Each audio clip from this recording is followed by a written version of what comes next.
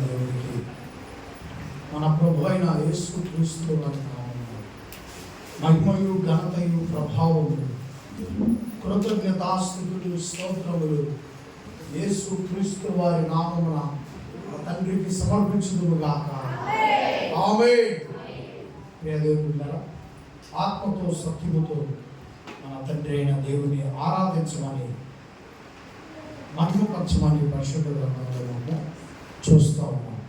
కనుక ఆ తండ్రి అయిన దేవుని యేసుక్రీస్తు పరిశుద్ధమైన నామమున, బలమైనటువంటి క్రీస్తు వారి నామమున మహిమపరిచి ఘనపరిచి వాక్యము ద్వారా మంచి వాక్యము వినటం, మంచి మాటలు నేర్చుకోవటం అనేది దేవుని నామాన్ని కనపరచటమే.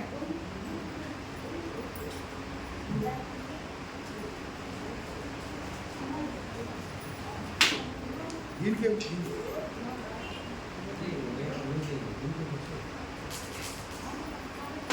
రన్నింగ్ అన్న పెట్టా రన్నింగ్ ఆరాధించదాము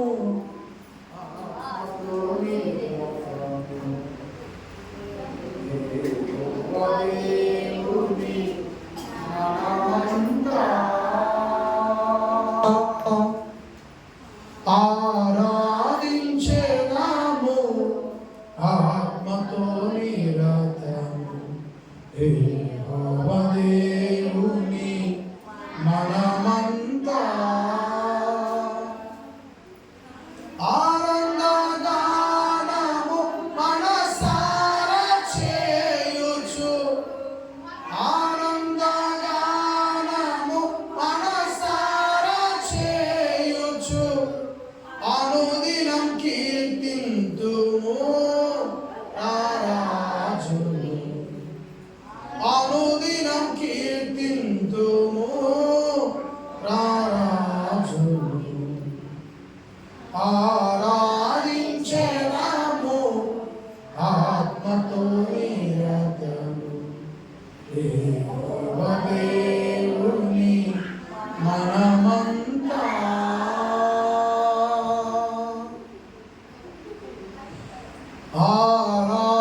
ఆరాధించెదము ఆత్మతో నిరతము యెహోవా దేవుని మనమంతా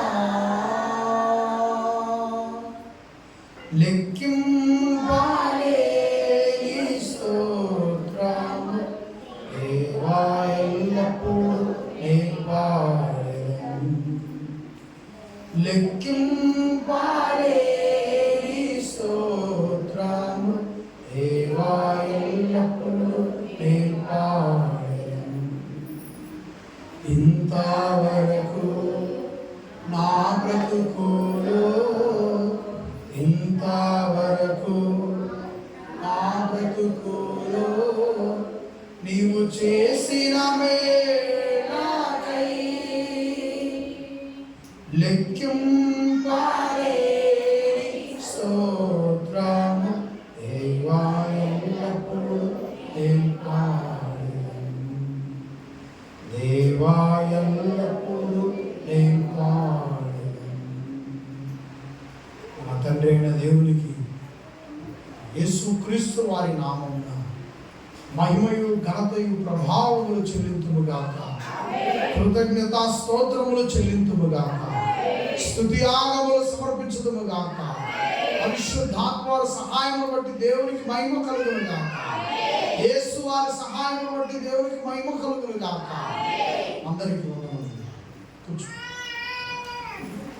చైర్స్ ఉపయోగించుకోండి. మధ్యలో బిగించాలి.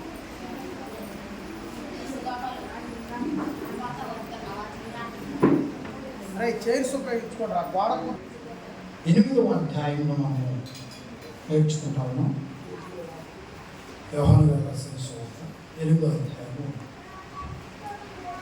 మనము 12వ వచనం నుంచి చూస్తున్నాం. ఈరోజు 12వ వచనం చూడండి. పిల్లలు నాన్న ఒకసారి అందరూ వినండి. బైబిల్ ఉన్న వాళ్ళందరూ కూడా బైబిల్ చూడండి, అక్కడ అలా ఉన్నాయో లేవో తెలుసుకోండి మాటలు. యేసుక్రీస్తు వారిపై అంటే జీవంపై దాడి అనేటువంటి పాఠమును మనము కొనసాగిస్తా ఉన్నాం. శ్రద్ధగా ఆలకించండి. క్రీస్తు పైనే ఈ లోకంలో దాడి జరిగింది అని అంటే, క్రీస్తు దైవతనయుడు, మన దేవుడు. యేసుక్రీస్తు దేవుని కుమారుడు, మన దేవుడు, మన రాజు. ఆయన మన రాజు పైనే, మన దేవుని పైనే ఈ లోకంలో మరి దాడికి ప్రయత్నించారు అని అంటే, ఈ లోకంలో క్రీస్తు బ్రతికినటువంటి ఈ లోకంలో బ్రతుకుతున్నటువంటి మనపై కాకపోతే ప్రాంతాలే వేరు. ఇదే నేల అమెరికా దేశం నుండి వచ్చేది మామగారని మాకు బైబిల్ క్లాసులప్పుడు వచ్చేవాడు. తల్లిగారు చాలా వృద్ధాప్యురాలు. ఆమె చాలా దేశాలు దేవుని పని నిమిత్తం వెళ్ళిన తర్వాత ఫ్రెండ్ గారికి చెప్పిందంట, ఏమండి నేను ఇక ప్రయాణాలు చేయలేను అని చెప్పిందంట. ఫ్రెండ్ గారు అడిగారండి, ఎందుకని నువ్వు ప్రయాణాలు చేయలేను అంటున్నావు అని అడిగాడు. ముసలామా వెంట కూడా వేసాము, ట్రైల్ కూడా చేశాం. అది చనిపోయింది. వాళ్ళిద్దరూ చనిపోయారు. వాడు బ్రతుకున్నప్పుడు జరిగిన సందర్భాన్ని మా ముందు పెట్టాడు బైబిల్ క్లాస్లో. అప్పుడు ఆమె ఎందుకు రావు, దేవుని పని అంటే నీకు చాలా ఇష్టం కదా అని అడిగాడు. అడిగినప్పుడు ఆమె చెప్పిందంట, నువ్వు ఏ దేశం తీసుకెళ్ళు, నేను పైకి చూసినప్పుడు పైన ఆకాశం ఉంటుంది, నేను కిందికి చూసినప్పుడు భూమి ఉంటుంది. ఏ దేశం తీసుకుపోయినా నన్ను పైన ఆకాశం కింద భూమి తప్ప ఇంకేమో నేను చెప్పాను. అట్లా నువ్వు ఆ ఇండియా తీసుకెళ్ళావు, పైకి చూసా ఆకాశం ఉంది కింద భూమి ఉంది. ఆఫ్రికా తీసుకుపోయావు, పైకి చూసి ఆకాశం ఉంది కింద భూమి ఉంది. ఇక దేవుని పని నేను చేయలేను, వచ్చిన నీ కోసం కూర్చోవటమే తప్ప నేను వాక్యం చెప్పలేను. అట్లా కాదు, నువ్వు నా ఆయనకుంటే నాకు ధైర్యం, నాకు బలం అని చెప్పి ఆయన చనిపోయేంత వరకు కూడా తీసుకొచ్చాడు. మామూలుగా ఇక్కడ మనకు అవసరమైన మాట ఏంటంటే, యేసుక్రీస్తు ఇదే నేల మీద నడిచాడు అన్నాను నేను. అంటే ఇక్కడ మన ఊళ్ళో నడిచాడు. మరి ఏ దేశం వెళ్ళినా మామూలుగా చెప్పినట్టు, ఏ దేశం వెళ్ళినా పైన ఆకాశం కింద భూమి నేల, అలాంటి నేల మీద నడిచాడు మా ప్రభు అయిన క్రీస్తు. మనమేమో ఇండియా నేల మీద ఉన్నాం, వాళ్ళేమో ఇజ్రాయెల్ దేశం నేల మీద. యేసుక్రీస్తు ఈ నేల మీద నడిచాడు, ఈ నేల మీద బ్రతికాడు. ఇదే నేల మీద మనం కూడా బ్రతుకుతున్నాం. క్రీస్తును విడిచిపెట్టినటువంటి అనేక సమస్యలు నిన్ను నన్ను కూడా ఈ భూలోకంలో విడిచిపెట్టవు. క్రీస్తును విడిచిపెట్టినటువంటి అనేక ఇబ్బందులు మనల్ని కూడా వెంటాడుతూ ఉంటాయి. ప్రియమైన వల్ల ఒకసారి ఆలోచించండి. అనేకమైన శ్రమలు, అనేకమైన ఇబ్బందులు ఈ భూమి మీద ఉన్నాయి కాబట్టి మన ప్రభు అయిన యేసుక్రీస్తు వారు సెలవిచ్చిన మాట ఏంటంటే, నేను ఈ లోకమును జయించాను, లోకమును జయించిన నేను మీకు తోడై ఉంటాను అన్నాడు. చప్పట్లు కొడుతూ యేసు ప్రభువుని ఘనపరచండి అందరూ కూడా. నేను ఈ లోకమును జయించాను, లోకములో ఉన్న సమస్యలను జయించాను, లోకములో ఉన్న ఇబ్బందులకు ఎదురు నిలబడ్డాను, నేను జయం పొందాను. నా యొక్క ఉన్న వారు కూడా జయమే పొందుతారు. ప్రభు సెలవిచ్చిన బలమైనటువంటి మాట అది. ఈ నేల మీద నడిచిన ప్రభు ఈ లోకంలో ఉన్నటువంటి సమస్యలకు ఎదురు నిలబడ్డాడు. సమస్యలతో ఇబ్బంది పడుతున్న వాళ్ళను కూడా రక్షించాడు. మనము పోయిన వారం విన్నాం. ఆమె ఎంతో సమస్యలతో ఉంది. ఆ సమస్యలో ఉన్న ఆమెను కూడా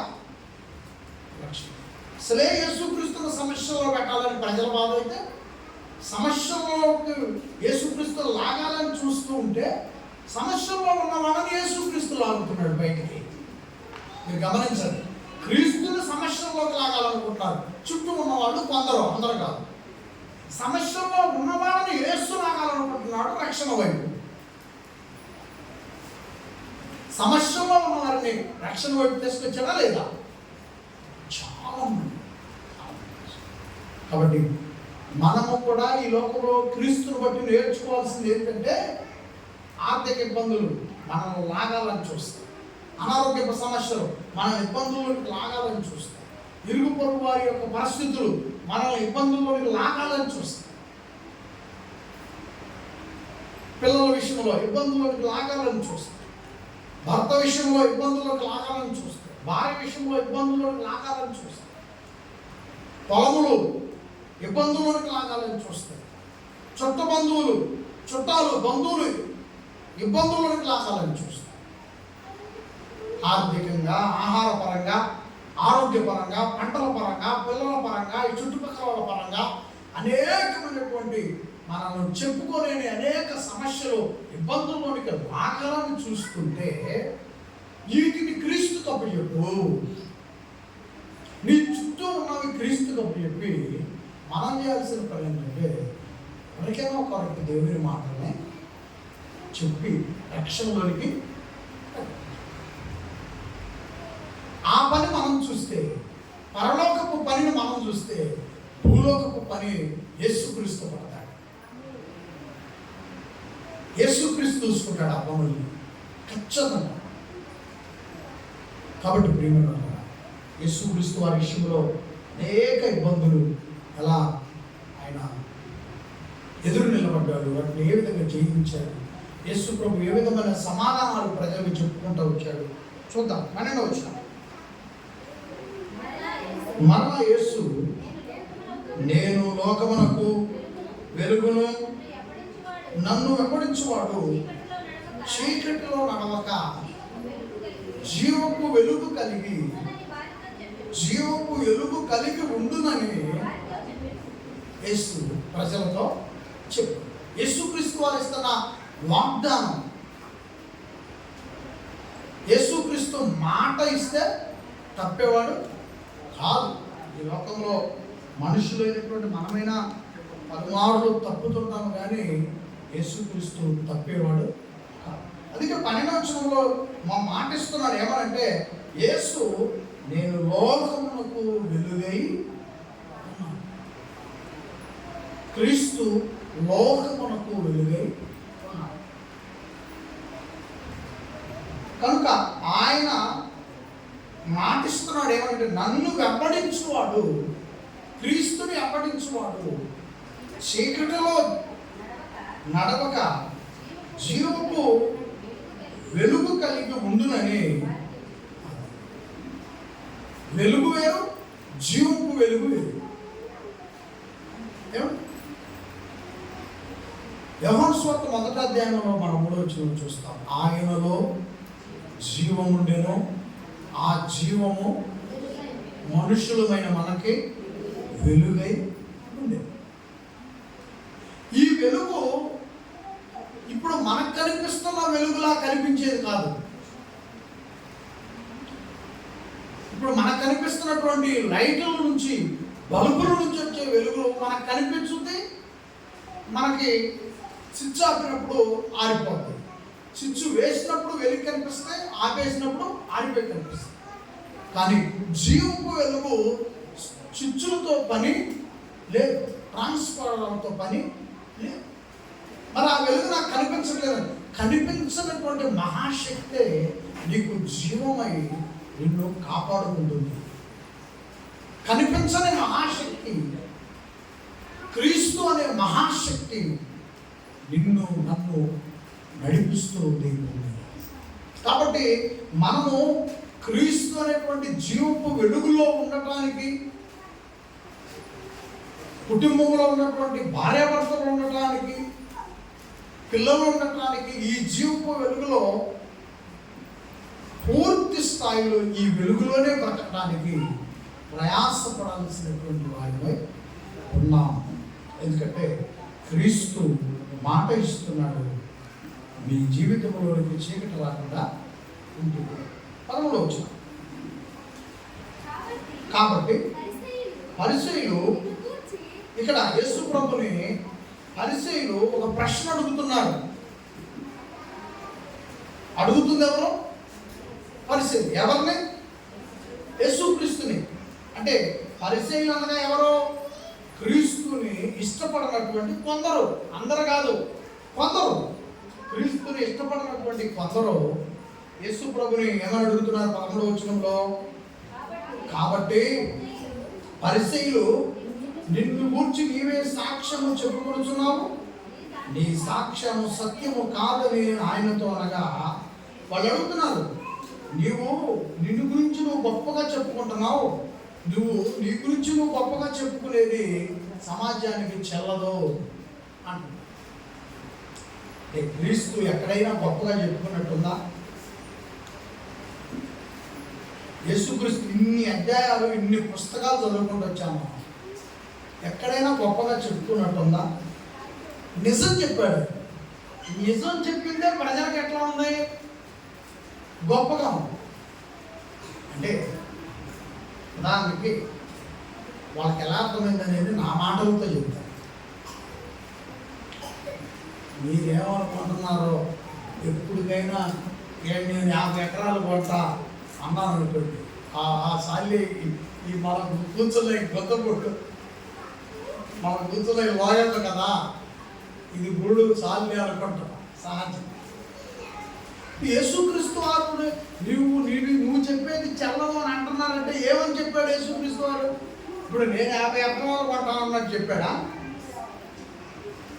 యేసుక్రీస్తు చెప్పిన మాట వాళ్ళకి నచ్చని మాట ఏంటంటే, నేను పరలోకము నుండి దిగి వచ్చాను. వాళ్ళకి ఎట్లా ఉందంటే, నేను 50 ఎకరాలు కొంటాను అని నేను ఇప్పుడు అన్నాను కదా, నా మాట ఉంది వాళ్ళకి. అది ఇప్పుడు అర్థమై ఉండొచ్చు మీకు, ఇప్పుడు మీకు అర్థమై ఉండొచ్చు. ఎందుకంటే ఇప్పుడు నా మాట నమ్మశక్యమైన మాట కాదు. కానీ యేసుక్రీస్తు వారు ఏమని చెప్పాడు? నా మాట నమ్మశక్యమైనది కాదు, అది నా ఫ్లోలో వచ్చింది, నేను చెప్పేశాను, మీకు తీసి పక్కన పెట్టాయి, అది అయ్యేది కాదు, నేను కొనేది కాదు, దాన్ని పక్కన పెట్టేది. ఇప్పుడు యేసుక్రీస్తు చెప్పిన మాట ఏంది? నేను పరలోకం నుండి దిగి వచ్చాను అన్నాడు. సరే సరే, నువ్వు 50 ఎకరాలు కొన్నట్టు ఈ మాట కూడా వాళ్ళు అలా తీసుకున్నారు అన్నమాట. అందుకని నువ్వు చెప్పేటువంటి మాట నీ సాక్ష్యం నమ్మకమైంది. కానీ యేసుక్రీస్తు చెప్పింది నిజం. ఆయన పరలోకం నుండి దిగి వచ్చిన దైవతనయుడు, నిజం చెప్తున్నా కూడా నీ సాక్ష్యం చెల్లదో, మేము నమ్ము అంటున్నారు. ఇది మీకు అర్థమైంది? యేసుక్రీస్తు వారి విషయంలో మేము నమ్మం, నువ్వు చెప్పింది వినం. ప్రభుని ఎంత ఇబ్బంది పెట్టుకుంటూ వస్తున్నారో చూడండి. 14వ వచనం, యేసు నేను ఎక్కడి నుండి వచ్చుతునో, ఎక్కడికి వెళ్ళుదునో అది పూర్తిగా ఎవరికి తెలుసు? యేసుక్రీస్తు తెలుసు. అందుకే నేను ఎక్కడి నుంచి వచ్చానో, నేను ఎక్కడికి వెళ్తానో నాకు తెలుసు అన్నాడు ప్రభు. నాకు తెలుసు కనుక నన్ను గురించి నేను సాక్ష్యము చెప్పుకొనినను, నా సాక్ష్యము సత్యమే. అండి, నా గురించి నేను చెప్పుకున్నా, నేను నిజమే చెప్తున్నాను, సత్యమే చెప్తున్నాను అంటున్నాడు యేసు ప్రభు. నేను పరలోకం నుండి దిగి వచ్చా, నేను చెప్పేది నిజమే. నా గురించి నేను చెప్పుకున్నా కూడా అది సత్యమే. చెప్పుకొని నా సాక్ష్యము సత్యమే. నేను ఎక్కడి నుండి వచ్చుచున్నానో, ఎక్కడికి వెళ్ళుచున్నానో మీరు ఎరగరు. మీరు ఎరగరు. నేను ఎక్కడి నుంచి వచ్చానో, ఎక్కడికి వెళ్తానో మీరు ఎరగరు. ఎందుకంటే మీరు భూలోక సంబంధమైన మనుషులు. చెప్పండి, యేసుక్రీస్తు పరలోక సంబంధమైన దైవ అని. అందుకని ఆయనకు అంతా తెలుసు.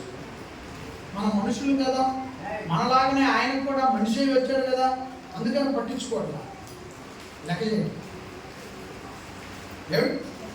15 వచ్చింది, మీరు శరీరమును బట్టి అని. మన మనుషులు ఏం చేస్తారో యేసుప్రభు వివరిస్తున్నాడు.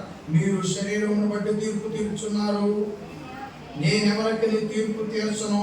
16 వచ్చినాం, నేను ఒక్కడనై ఉండక, జాతకనాలు ఈ మాటలో ఏమండి పెద్దవాళ్ళు, నేను ఒక్కడనై ఉండక, పెద్దవాళ్ళు అన్న మళ్ళీ కోటేశ్వరరావు చూస్తాను.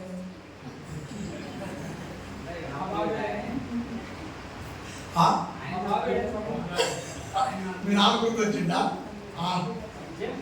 ఓ పులిని చూస్తావా? పిల్ల పులిన అడుగు బయట ఉంటాడు. రైట్ అంటే పిల్లకుండా చూస్తున్నాం అనుకున్నా లేదు. Right, very good. విన్నాం, జాగ్రత్త విన్నాం. నేను అక్కడనే ఉండక నేనును నన్ను పంపిన తండ్రి కూడా ఉన్నాను కనుక నేను తీర్పు తీర్చినను నా తీర్పు సత్యమే. నేను ఒక్కడనై ఉండక యేసుక్రీస్తువారని నేను ఒక్కడనై ఉండక. మేము ప్రశ్న, మాట వినేవాడు భర్త, మాట వినేది భార్య. ఇప్పుడు ఒకరికొకరు ఎవరికి ఎవరు మాట్లాడలేదు అనుకోండి, మాట వినాల్సింది పిల్లలు, వాళ్ళు కూడా వింటలేదు అనుకోండి. లేదు, మనుషులు ఎవరు ఒకవేళ పెద్దగా బయట ఉన్న ప్రజలు పలకలేకపోవచ్చు, కానీ క్రీస్తును నమ్మి దేవుణ్ణి వెంబడిస్తున్నటువంటి మనం పలికే మాట ఏంటంటే, నాకు ఈ లోకంలో మనుషులు అనేవాళ్ళు, ఇక భర్త దగ్గర నుంచి, భార్య దగ్గర నుంచి, పిల్లల దగ్గర నుంచి ఎవరు తోడునా లేకపోయినా మనం విశ్వాసంతో పలికే పదమే దేవుడు నాకు తోడుగా ఉన్నాడు. మనకు కష్టం వచ్చినప్పుడు, మనకి బాధ వచ్చినప్పుడు, మనకు నష్టం వచ్చినప్పుడు, మనకి ఇబ్బందులు కలిగినప్పుడు ఎవరితో నువ్వు చెప్పకపోయినా నీతో నువ్వు చెప్పుకునే మాటే దేవుడు నాకు తోడుగా. ఆ మాట ఎంత బలమైన మాట అంటే, ఆ మాట నిన్ను ఎంత ఓదార్చుద్ది, ఆ మాట నిన్ను ఎంత నిలకడగా నిలబెట్టుద్ది. ఆ మాట నువ్వు ఏ స్థితిలో ఉన్నప్పుడైనా సరే, సంతోషంలో ఉన్నప్పుడైనా, బాధలో ఉన్నప్పుడైనా, నీవు నీ పక్కన ఎవరు లేకపోయినా చెప్పుకోవాల్సిన మాట ఏంటంటే, నాకు నా ప్రభు తోడుగా ఉన్నాడని చెప్పు. నిన్ను ఎవరు ఇబ్బందులు గురి చేసిన, ఇంట్లో వాళ్ళ దగ్గర నుంచి, బయట వాళ్ళ దగ్గర నుంచి, జేబులో ఉండే డబ్బు కాడ నుంచి, ఆకలి తీర్చే ఆహారం కాడ నుంచి, ఎన్ని రకాల ఇబ్బందులు వచ్చినా ఆ ఇబ్బందులలో నువ్వు చెప్పుకోవాల్సిన మాటే దేవుడు నాకు తోడుగా. నువ్వు చేస్తున్న వ్యవసాయం దగ్గరకు వెళ్ళి, నువ్వు మేపుతున్న గొర్రె మేకల మందల దగ్గరకు వెళ్ళి, నువ్వు పాడి పశువుల దగ్గరకు వెళ్ళి, నువ్వు కలిగిన భూమి దగ్గరకు వెళ్ళి నువ్వు పలకాల్సిన మాట ఒక్కటే. ఎన్ని వర్షాలైనా కురవని, ఎంత విపరీతమైన ఎండమైనా రాని, ఏదైనా జరగని ఈ భూమి మీద నువ్వు కలిగిన వాటితో చెప్పుకోవాల్సిన మాట ఏంటంటే, దేవుడు నాకు తోడుగా. దేవుడు నాకు తోడుగా. ఈ పదం నిన్ను చాలా గొప్పవాళ్ళని చేస్తుంది. ఈ పదం నిన్ను చాలా ఆశీర్వదించుతుంది. ఈ పదం నీకు దీవెనకరంగా, నాకు, మన కుటుంబాలకు దీవెనకరంగా ఉంది. ఈ పదములో సమస్తమైన ఆశీర్వాదాలు ఉన్నాయి. ఈ పదములో సమస్తమైన దీవెనలు ఉన్నాయి. ఈ పదాన్ని పలికినప్పుడు నీ లోపల ఉన్నటువంటి ప్రతిదీ, అనారోగ్యం దగ్గర నుంచి అసంతృప్తి దాకా ప్రతిదీ దిగిపోతాయి. అంటే నీలో నుండి తొలగిపోతాయి. అంతటి బలమైన పదమే దేవుడు నాకు తోడుగా. ఈ పదాన్ని నేను ఎప్పుడు ఉపయోగించుంటానంటారు మీరందరూ వచ్చి, ఇప్పుడు నాకు ఎంత అండగా, ఎంత ధైర్యంగా, ఎంత బలంగా, ఎంత సపోర్ట్గా ఈరోజు ఉన్నారే. ఈ పదాన్ని నేను ఎప్పుడు ఉపయోగించుంటానో మీరు మీ నుంచి ఒక మాట చెప్పండి నాకు. ఏనాడు ఈ పదాన్ని నేను ఉపయోగించుంటా? మాట్లాడరా?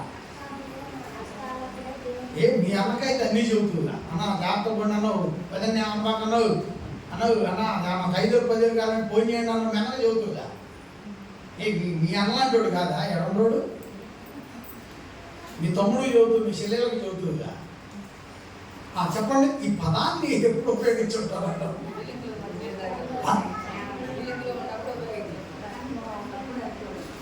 నిజమే. మీరు వాడిన ప్రతి పదాలు నిజమే.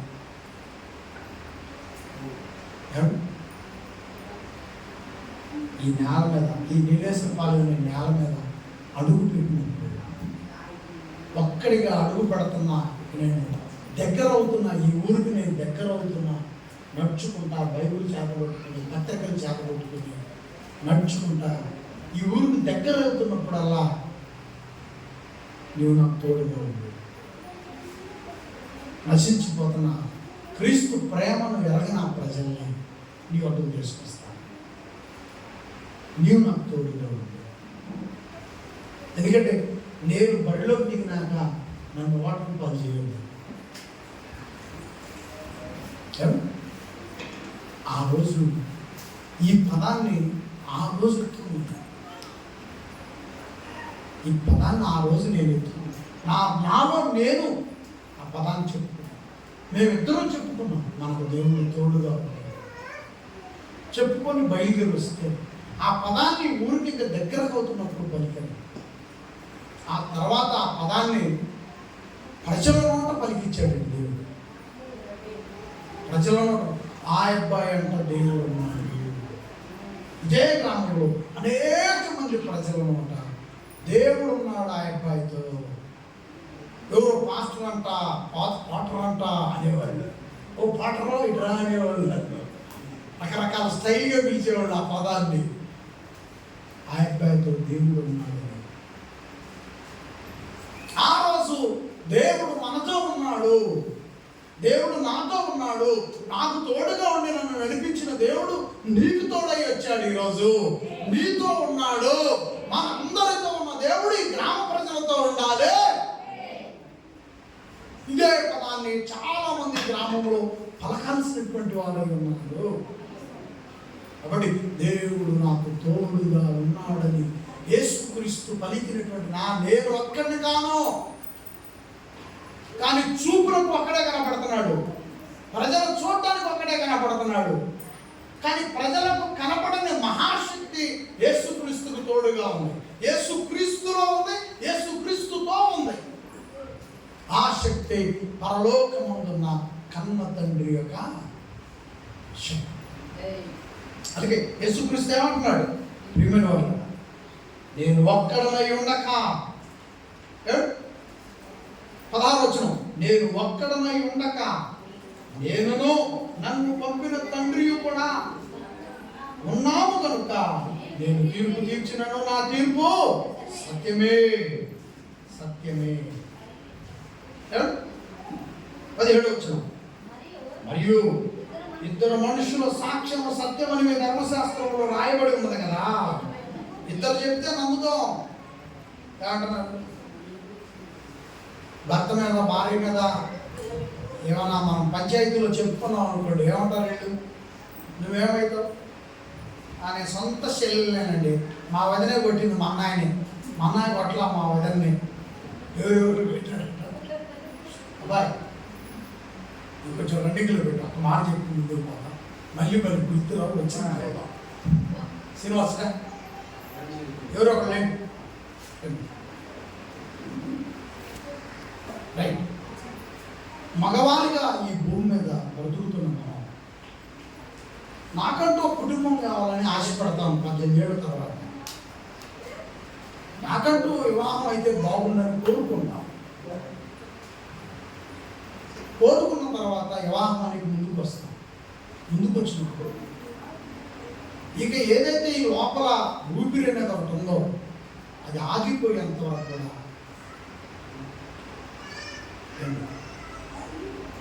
కుటుంబానికి ఒక రథసారథిలా పనిచేయాలి. కుటుంబానికి ఒక రథసారథిలా. నువ్వు ఎప్పటికీ ఇంట్లో నువ్వే హీరోగా ఉండాలి. నాకంటూ ఒక కుటుంబం కావాలని మనం బరిలోకి దిగాం.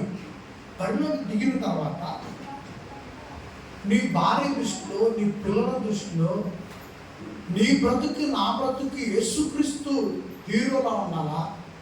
భార్య పిల్లలకి కుటుంబంలో ఉన్నటువంటి భర్త హీరోలా ఉండాలి.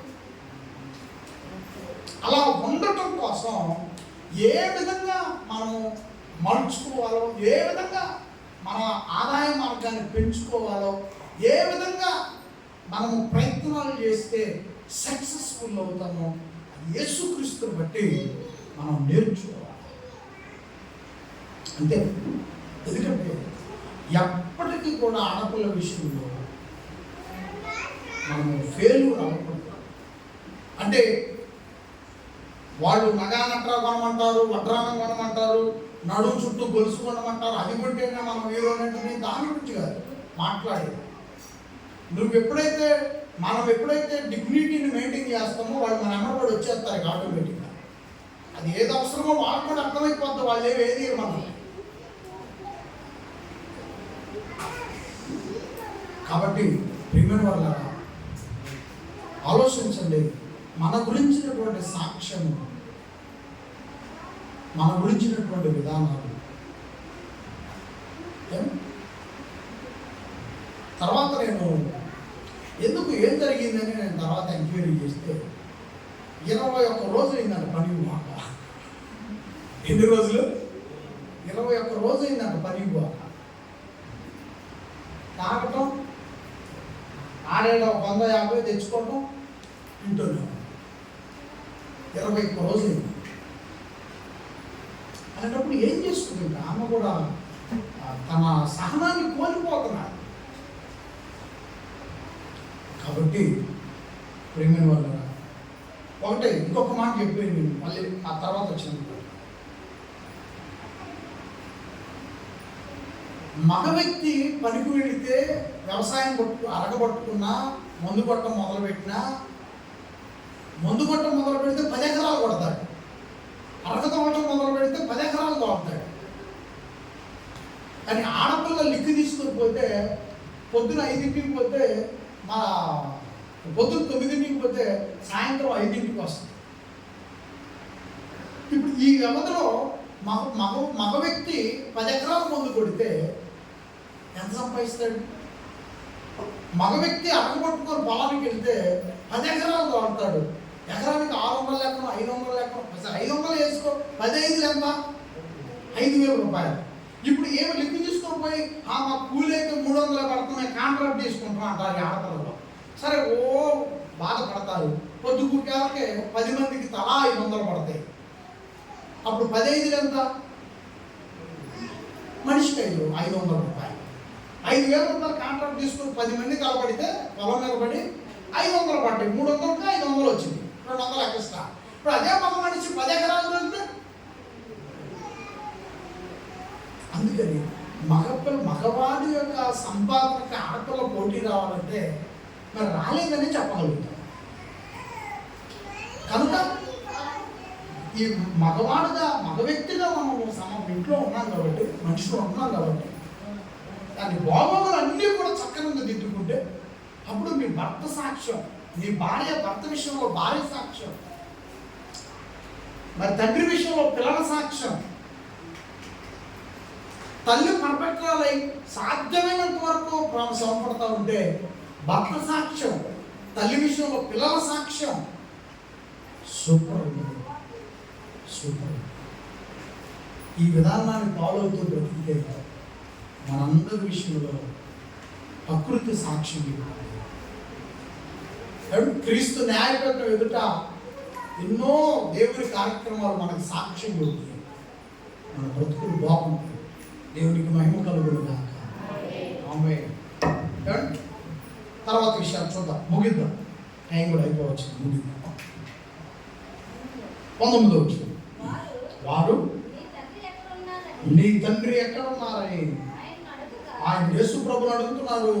యేసు ప్రభు అంటే, యేసు ప్రభు మాట్లాడితే నమ్మకం లేని వాళ్ళు, యేసు ప్రభు అంటే ఇష్టం లేని వాళ్ళు, నీ తండ్రి ఎక్కడ ఉన్నావు? నేను ఒక్కనే కాదు, ఇద్దరుగా ఉన్నాము, నా తండ్రి నాతో ఉన్నాడని చెప్తున్నావు కదా, ఎక్కడ ఉన్నాడు నీ తండ్రి అని అడుగుతున్నారు వాళ్ళు. 19వ వచనంలో, వారు నీ తండ్రి ఎక్కడ ఉన్నాడని ఆయన అడుగగా యేసు, మీరు నన్నైనను నా తండ్రినైనను ఎరుగరు, నన్ను ఎరిగి ఉంటిరా నా తండ్రిని కూడా ఎరిగి ఉందరని వారితో చెప్పారు.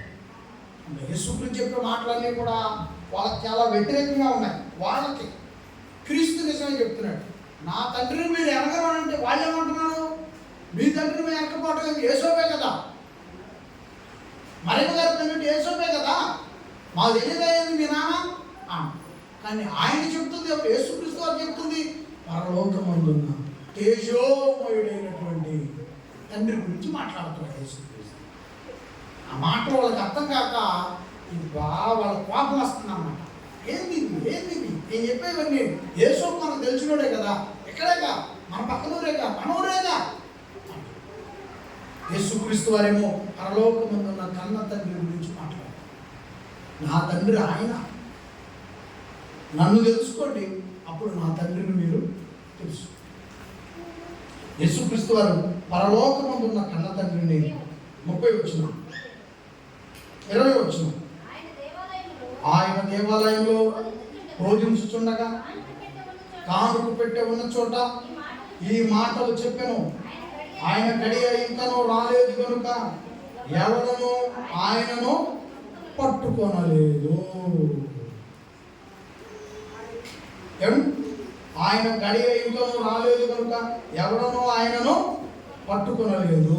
21 వచనం మరి ఒకప్పుడు ఆయన, నేను వెళ్ళిపోతున్నాను, మీరు నన్ను వెతుకుదురు కానీ మీ పాపములోనే ఉండి చనిపోదురు, నేను వెళ్ళి చోటుకు మీరు రాలేరని వారితో.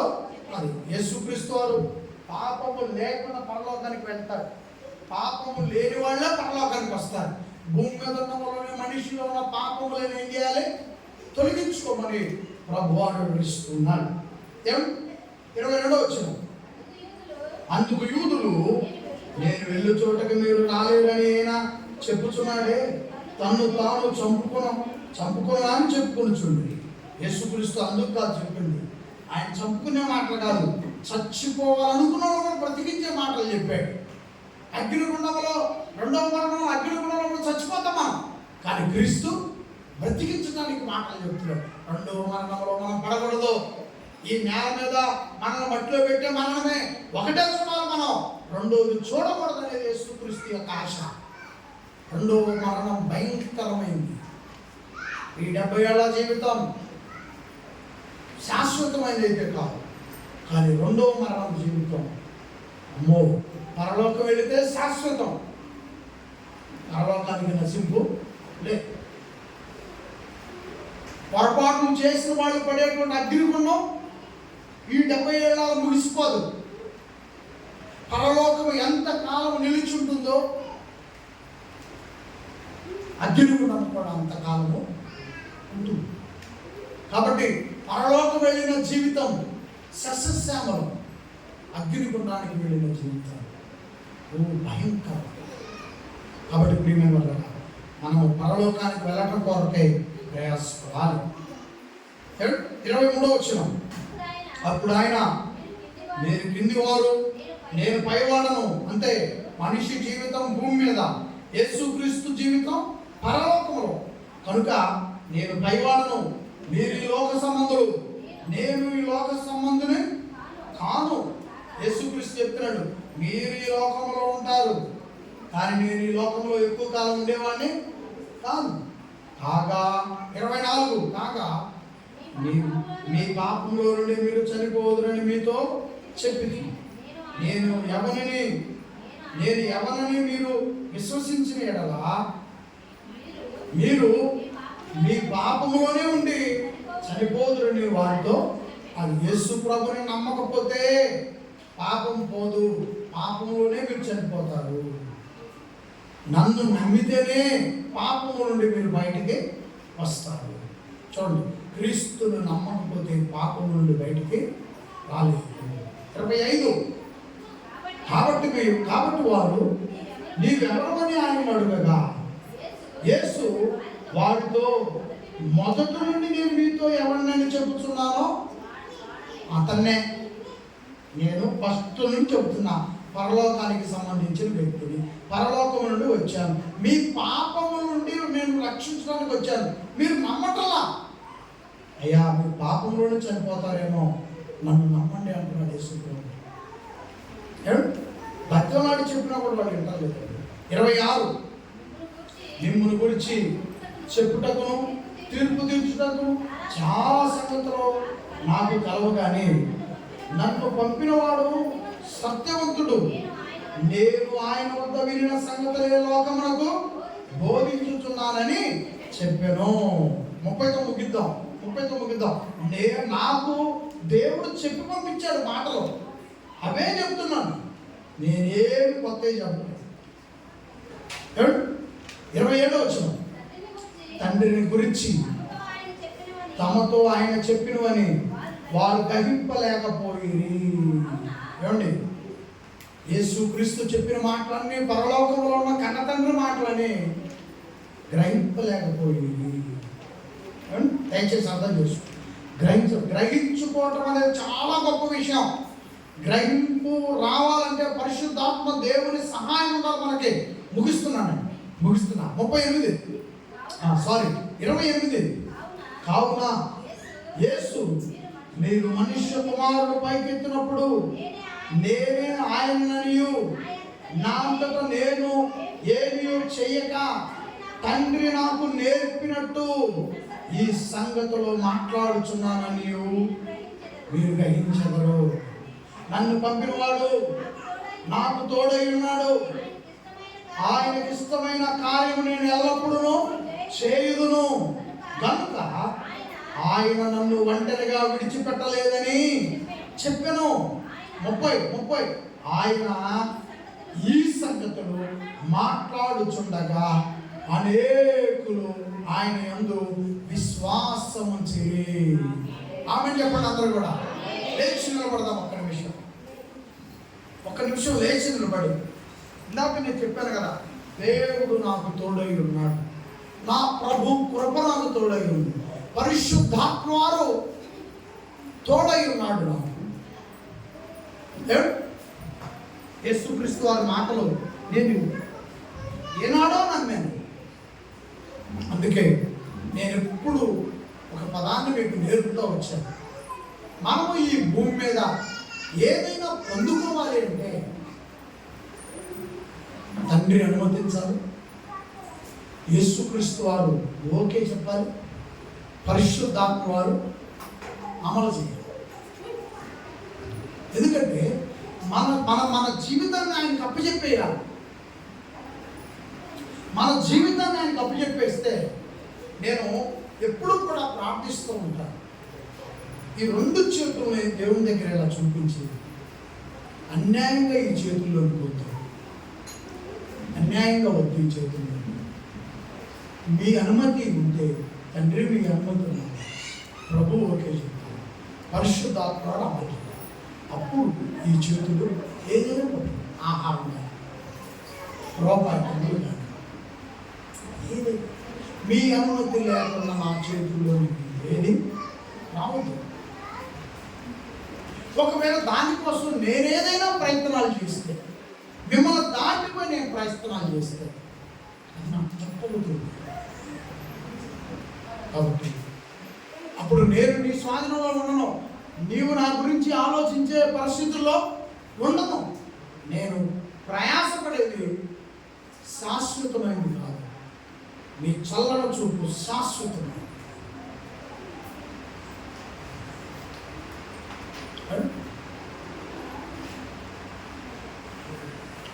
నాకు తోడై ఉన్న దేవుడు సంఘానికి తోడై ఉంటాడు. నాతో వచ్చిన దేవుడు నీతో కూడా ఉన్నాడు, మనకు ఇబ్బంది ఉండదు. అందుకే నువ్వు తల వచ్చినప్పుడు ఇదే కోపం ఇలా ప్రార్థించు. ఒకవేళ ఈ పదాలు నీకు ఆ టైంలో చెప్పడం వచ్చినా రాకపోయినా నీ చిత్తంగానే నా కుటుంబాన్ని నన్ను బతికించు. ఈ మాట అనొచ్చు కదా, ఈ మాట వచ్చుంది ఈజీగా, అయ్యా నీకు ఇష్టంగానే నన్ను బతికించు చాలు. నేనంటే 10 మాటలు వాడతాను, ఉపయోగిస్తాను. కూడా నీకు రాకపోతే ఒక్క మాట తరలించు. యేసు ప్రభు ఇష్టంగానే నన్ను బతికి, పరిశుద్ధాత్మ వారి ఇష్టంగానే నన్ను నాకు నువ్వు తోడై ఉండేవి చాలు. ఈ భూమి మీద నాకు చాలు పదాన్ని అరే సోపరగడం లేదు అభివృద్ధి.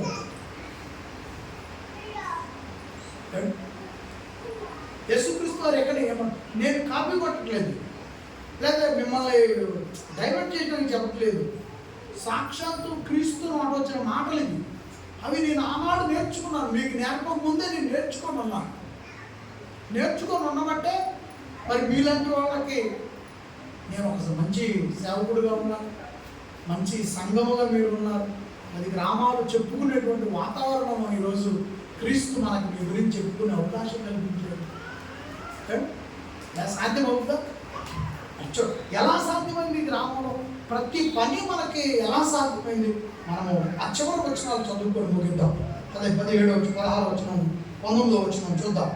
వారు నీ తండ్రి ఎక్కడున్నాడని ఆయన అడగగా యేసు, మీరు నన్నైనను నా తండ్రినైనను ఎరుగరు, నన్ను ఎరిగి ఉంటినా నా తండ్రిని కూడా ఎరిగి ఉందని వారితో చెప్పు. 30వ వచనం, 20వ వచనం. ఆయన దేవాలయంలో బోధించుచున్నాడు, కానుక పెట్టదని ఈ మాటలన్నీ చెప్పు. 18వ వచనంలో కూడా నన్ను పంపిన తండ్రి నాకు సాక్ష్యం. 19వ వచనం కూడా వారు నీ తండ్రి ఎక్కడ ఉన్నాడు? యేసు వారు చెప్తున్నాడు, నాతో తండ్రి, నేను తండ్రితో ఉన్నా, మేము ఇద్దరమై ఉన్నాం.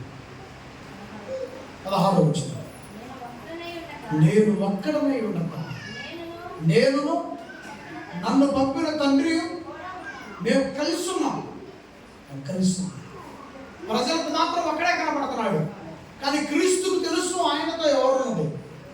కాబట్టి ప్రియమైన వాళ్ళ తల్ల వంచండి, మనమంతా ప్రార్థన చేస్తూ, దేవా ప్రేమామయుడు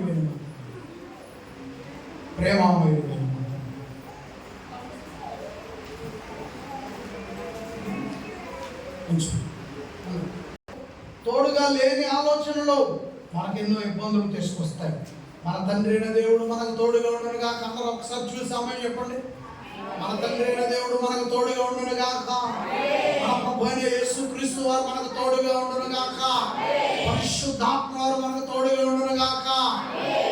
ప్రియమైన మన తండ్రి అయిన దేవుడు మనకు తోడుగా ఉంటే, మన ప్రభు అయిన యేసు క్రీస్తు వారు మనకు తోడుగా ఉంటే, పరిశుద్ధాత్మ వారు మనకు తోడుగా ఉంటే, ప్రియమైన దేవుడు ఈ లోకంలో ఉన్నటువంటి శని నీకు భయపడుద్ది. ఈ లోకంలో ఉన్నటువంటి దయ్యపు శక్తులు నీకు భయపడతాయి. ఈ లోకంలో దేవుని యొక్క తోడును కలిగి మనం ఉంటే, ఈ లోకంలో ఉన్నటువంటి వ్యతిరేకత, నీకు ఏదైతే వ్యతిరేకత ఉందో ఆ వ్యతిరేకత నీకు భయపడుతుంది. నీ ఆలోచనలు సఫలమవుతాయి. నీ ఆలోచనలో నీకు లాభసాధనంగా మారుతాయి. ఎందుకంటే మన ఆలోచనలో దేవుని యొక్క ఆలోచన ఉంటుంది. నా సొంత ఆలోచనలే కలిగించెను నష్టము, నీకు కలిగిన ఆలోచనలే నాకు లాభమాయను.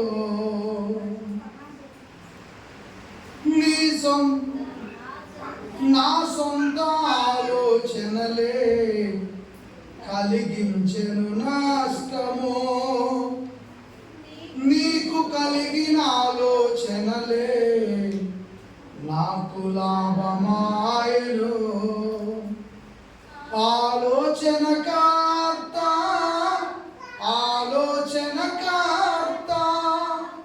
నీ ఆలోచనలే నాకు లాభమయ్యా.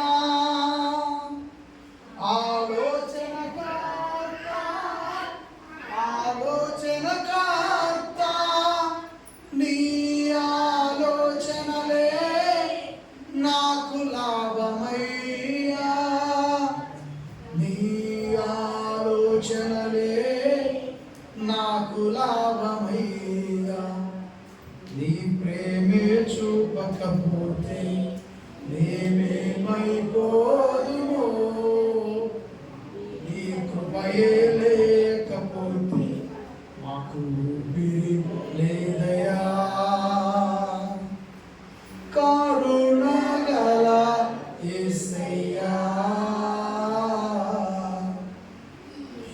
ఈ జీవితానికి నీవే చాలునయ్యా, ఈ జీవితానికి నీవే చాలునయ్యా.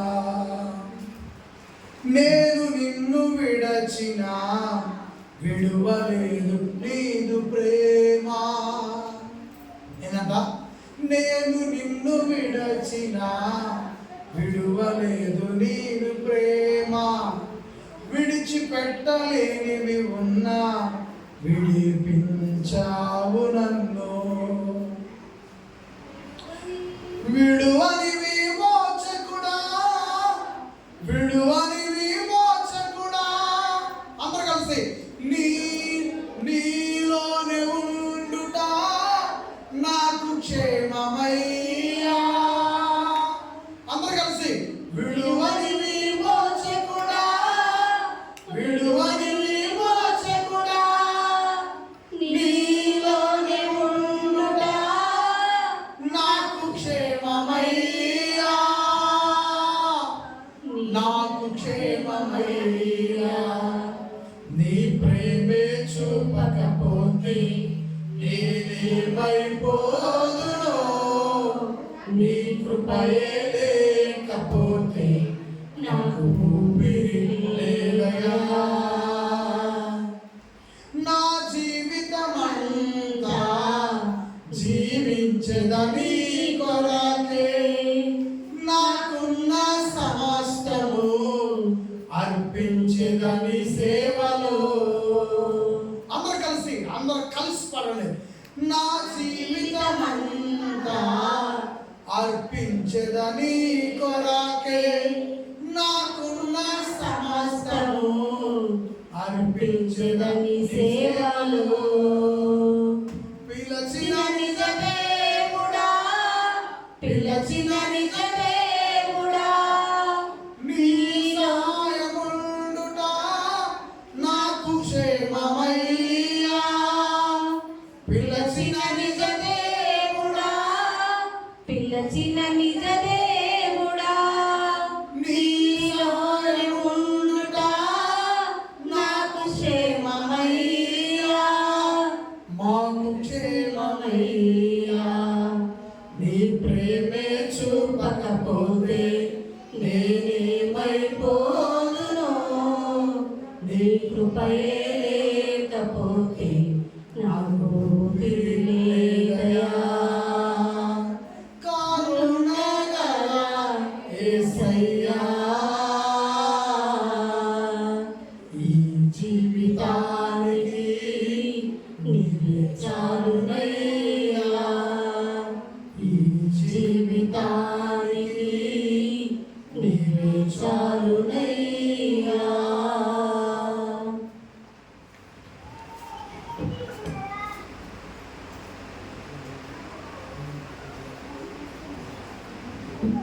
నా సొంత ఆలోచనలే కలిగించెను నష్టము,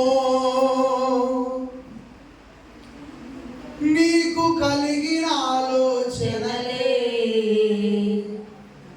నాకు లాభమాయను.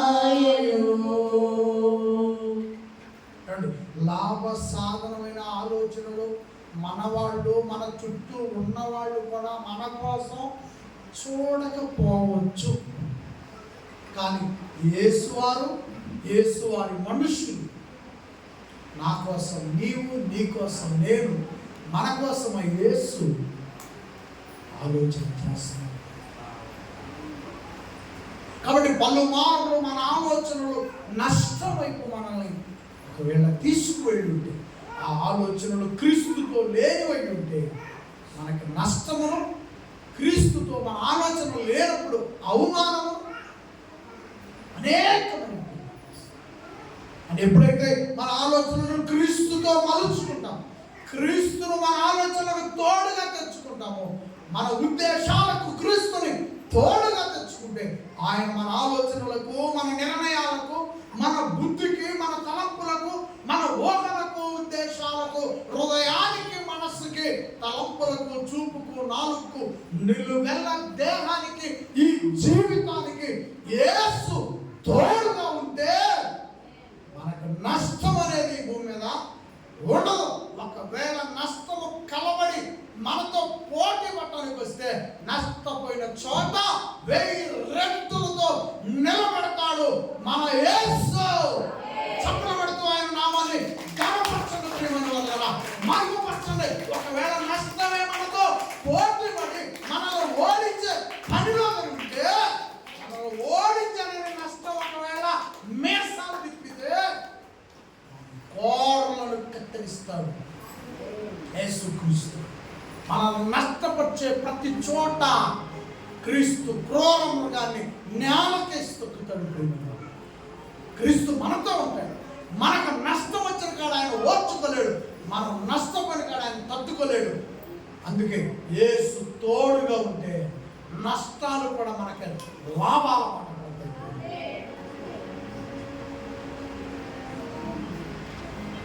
ప్రేమ కలిగిన మాత్రం, ప్రేమ కలిగిన మాత్రం, మాతో నష్టములతో పోటీ పడాలనుకునే క్రూర మృగాన్ని, కోరలను మీరు పీకేసే గొప్పవాడు. ఇలా క్రూర మృగం, నేను నిన్ను నష్టాల్లో కూర్చాను, నిన్ను కష్టాల్లో నెట్టడం వల్ల మేసాలు తిప్పితే, కోరలు తిప్పితే, నా యేసు నామం, యేసు క్రీస్తు బలమైన నామం, కోరలను కత్తిరించగలిగిన క్రీస్తు మన తోడుగా ఉన్నాయి. మాతో నష్టపరచాలనుకున్నది ఏది పోటీ పడ్డా మనుషులుగా మేము ఏం చేయలేకపోవచ్చాము, కానీ మాతో క్రీస్తు ఉంటాడు కాబట్టి తలపడతాం, కలబడతాం, నష్టాన్ని ఓడిస్తాం, నష్టాన్ని లాభంగా మార్చుకుంటాం. భయపడాం, పురుగు మందు డబ్బాకానికి పోము, పాత సేరణ ప్యాన్కు వేయము. మమ్మల్ని ఒక మాట అంటే అవకాశం చూసి 10 మాటల కోసం ఊరు వదిలేస్తాం అంతే. మాతో వేస్తున్నాడు కనుక పురుగు డబ్బాలకి పోము. దేనికి మేము భయపడాము భూమి మీద? ఎందుకంటే మా ఆలోచనలు క్రీస్తు పాదాల దగ్గర పెడుతున్నాం.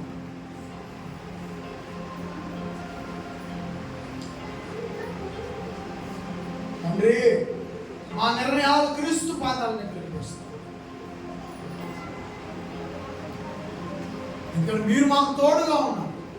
మా ప్రభు కృప మాకు తోడుగా ఉంచారు, ఆత్మ బలాన్ని మాకు తోడుగా ఉంచారు. మేము అలజడి పొందాం.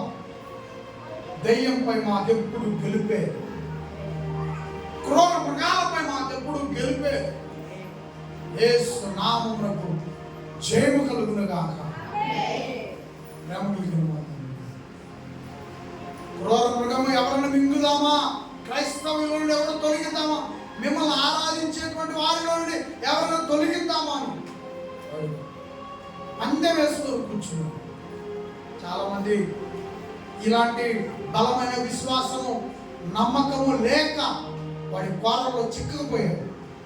అయినప్పటికీ తిరిగి విడిపించి వాళ్ళ మనస్సు మారినప్పుడు వాళ్ళు ఆరాధించడానికి మీరు ఇష్టపడతారు. ఇప్పుడు తండ్రి ప్రార్థిస్తూ క్రీస్తు సంఘము ద్వారా ఈ ఆరాధన సువాసన ధూపముగా దేవా మీకు సమర్పించుచున్నాము తండ్రి. ఆ ప్రభువైన యేసు నామమున ఈ ఆరాధనను సత్యముతో, ఆత్మతో ఆరాధిస్తూ మీకు సమర్పిస్తున్నాము తండ్రి. ఆ ప్రభువైన యేసు ద్వారా ఈ ఆరాధన మీకు సమర్పిస్తున్నాం. ఆరాధనతో కూడిన కృతజ్ఞత స్తోత్రములు సమర్పించుకుంటున్నాము తండ్రి. దేవా పాలెంలో జరిగి హెచ్చపేట కూడా జరుగుతున్నది నాయన, అక్కడ కూడా క్రమంగా మర్యాదగా జరిగించమని ప్రార్థిస్తున్నాను. దేవా ఈ వాక్యముతో నాయన గ్రహింపు శక్తిని లేక పరిశుద్ధాత్మ సహాయం కోరుకోకపోతే ఈ వాక్యము కొంత అర్థం కాదు. అర్థం కాని వారికి మరలా అర్థమవునట్లు వాళ్ళకి తెలియజేయడానికి సహాయం చేయండి. వాళ్ళకి పరిశుద్ధాత్మ వారి గ్రహింపును కలిగించమని కోరుకుంటున్నాం. పరిశుద్ధాత్మ వారితో మా జీవితం ఉండనుగాక. అప్పుడు ప్రతి యేసు వారు చెప్పిన ప్రతి మాట మాకు అర్థమైంది. కాబట్టి యేసు క్రీస్తు జయమైన నామం మా అందరితో ఉండునుగాక. తండ్రి మీరు మాతో క్రీస్తునిచ్చారు, మీరు మాకు తోడుగా ఉన్నారు తండ్రి. కాబట్టి ఈ లోకంలో మేము ప్రతి దాన్ని మమ్మల్ని ఓడించాలని మాతో కలబడుతున్న ప్రతిదీ క్రీస్తు జయముతో మేము ఓడించి గెలుపొందుటకు మాకు తండ్రి మీ దయా ప్రభు కృప ఆత్మ సహాయంతో నడిపించమని కోరుకుంటున్నాం. మా ప్రభు పైన ఎంతో మంది కలబడాలని చూశారు. మా ప్రభుని అవమానపరచాలని, హేళన చేయాలని, నా యేసుని లోకంలో దుఃఖపరచాలని, ఏడిపించాలని, కొట్టాలని ఎంతో మంది ప్రయాసపడ్డారు. కానీ సిలువకు తనను తాను అప్పగించుకున్నప్పుడే పట్టుకోగలిగారే తప్ప మధ్యలో ఎవరి వల్ల కాలేదు మా ప్రభుని అనుకో. ఎందుకంటే మీరు తోడుగా ఉన్నారు కనుక. కాబట్టి తండ్రి ఈ లోకంలో మీ తోడుపాటు మాకెంతో అవసరం. మా ప్రభు తోడుపాటు మాకు, మా పిల్లలకు, సంఘమునకు వస్తున్న సభ్యులందరికీ, మా అందరికీ ఆయన మా రాజు మమ్మల్ని ఎప్పుడు కూడా నడిపించాలి. ఆ విధంగా కోరుకుంటూ మా ప్రభు మా కొరకై భరించిన అవమానాలు, నిందలు అయినా ఆ విషయంలో మేము చింతిస్తూ మా ప్రభుని మేము ఎన్నడూ కూడా చింత చెందే విధంగా, మా ప్రభుని దుఃఖపెట్టే విధంగా మా ప్రయత్నాలు, మా ప్రవర్తన, మా ఆలోచన లేకుండా వాక్యంతో సరిచేయమని కోరుకుంటూ క్రీస్తు నామాన్ని ఆకాశంతో ఘనంగా తీసుకువెళ్ళే విధంగా మమ్మల్ని అందరినీ బలపరచమని వేడుకుంటూ పరిశుద్ధాత్మ పరిరక్షణలో నడిపించమని కోరుకుంటూ మా ప్రభు అయిన యేసు వారు పొందిన శిలువ మరణం, మా ప్రభు అయిన యేసు వారు మా కొరకై పొందినటువంటి ఆ శ్రమలు ఈ రోజు కూడా మాకు కనపడతా ఉంది. ఆయన ఆ శ్రమలు భరించబోదు తండ్రి అని మిమ్మల్ని పిలిచే అదృష్టం మాకు కానీ ఇక్కడున్న మాకు కానీ దక్కేది కాదు. మా ప్రభు ఇచ్చిన ఈ ధన్యతను బట్టి మీ పాదాల దగ్గర మా ప్రభు ద్వారా స్తోత్రములు చెల్లించుకుంటూ యేసు వారి నామముని ప్రార్థనని వేడుకొనుచున్నాము తండ్రి. అందరికీ